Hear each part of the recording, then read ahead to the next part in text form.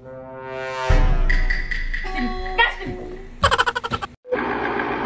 mga kapreni! Kadilim ng video. Hinawi nga ang kurtina, wala pa sa kalahati. Nagpalit ako ng damit at pupunta ako ng palengke. Uy, sana all tulog pa. Hindi ko na pinapasok si Kuya Ken para magbantay sa kapatid niya. Okay lang yun, aral baon naman siya. Joke lang, wala siyang pasok. Ano ba kayo? Ang ano nyo, napaka-ano nyo. Haha! Oo mga kapreni, picture ng Daddy Chester yan. Heto't paalis na ako mga kapreni at dito muna ako pumunta sa may palengke. Habang patuloy ang aking paglalakad, may nasa lubong ako. Iniisip nila kung ako ba to o iba. Haha! Ay nakabidyo daw pala ako, baka iba ang itsura niya. Sabi niya, ay hindi ko na binlurred ang muka, maganda naman eh. Ay hindi ko na mapigilan mga kapreni na hindi bumili ng karne. Ilang araw na kami nag-uulam ng isda, ay kabisado ko na ang tinik. Huwag kayo mag-alala mga kapreni, iyan na lang ang pera namin. Halagang 200 pesos lang ang binili ko. Hindi ko na dinagdagan at pinigilan ko sarili ko. Ang totoo nun, nagtitipid talaga ako. Sa kagustuhan ko lang makatikim ng karne, for the go na ang person. O ano kayo dyan kapreni, pagka ayos-ayos pa ng pira. Ganyan sana.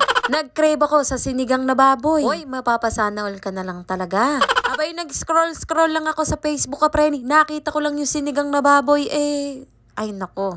Ay talaga namang hindi na ako nagpatumpik-tumpik, hindi na ako nagpaligoy-ligoy pa kapreni. Pumunta na kaagad ako ng palengke para bumili ng pangsinigang na baboy. Ay hindi ko alam bakit ako bumili nito. Alas 8 pa lang nito kapreni, pero ang tirik ng araw parang alas 12 na. Mahapdi sa balat ang sikat ng araw. Gaano kahapdi? Charat! Nandito rin naman ako sa palengke kapreni. Ang dami kong gustong bilhin. Bibili na sana ako ng ulam namin ng pang isang linggo. Kaya lang kulang ang pirang dala. Pag-uwi ko sa bahay kapreni ay nagmamadali akong lutuin to. Ay talaga namang namiss ko magluto ng sinigang na baboy. Kapreni, binilang mo ba kung nakailang sabi ako ng baboy? Hoy, may panguso pa ang kapreni niya. Excited nga ako kapreni, kaya nilaga ko kagad ang sampalok. Kung hinuhuli nyo to kapreni, sa akin, inuuna ko. Haha! Ganito ang gustong-gusto ko, yung pampaasim ay sampalok na bunga. Yung malasa talaga yung asim galing sa sampalok ba? O, diba? Ganun sana. Nilagay ko na ang sitaw, mas masarap, mas madami. Ay, ano daw? At nilagay ko na rin yung gabi. Araw, gabi. Uy, kanta yun.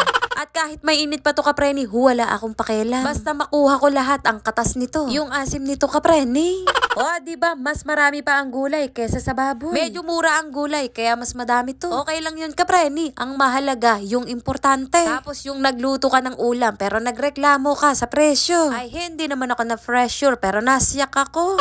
Tapos nilagay ko na ang pampaasim. Syempre, huwag kalimutan ng patis para balance ba ang lasa. Luto na ang sinigang na gulay, charis. Ang sarap ng taba nito, malambot kapreni. O siya, hanggang dito na lang ang video.